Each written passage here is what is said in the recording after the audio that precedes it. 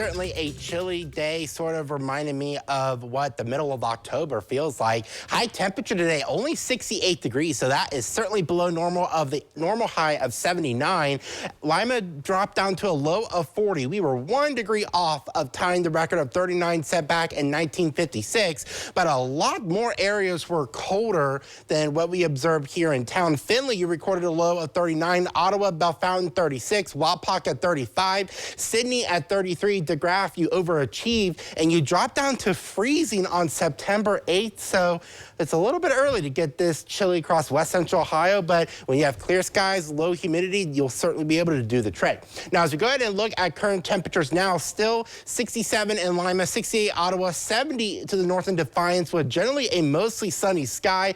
Once again, this area of high pressure is still right on top of us, allowing that cool air to still sink down into our region, but that's going to be changing this weekend.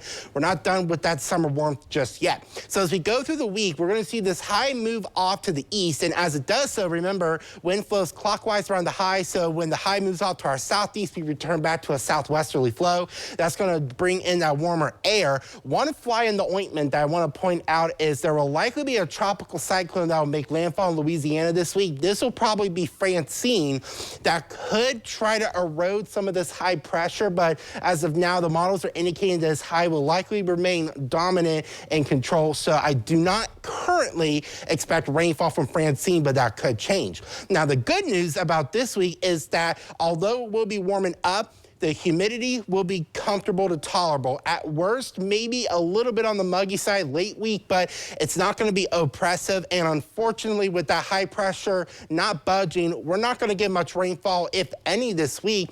As a matter of fact, computer models are showing the goose egg and Lima with no rainfall. This is through next Sunday across much of Ohio, which that is certainly not going to help the drought here.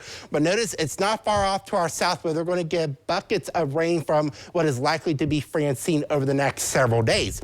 So forecast for tonight, another cool night expected. Cooler south where you're going to be under that high pressure more, and the winds will be a little bit lighter. 45 in Lima, 43 Wapak, Bellefontaine, 48 Defiance and Napoleon with a mostly clear sky.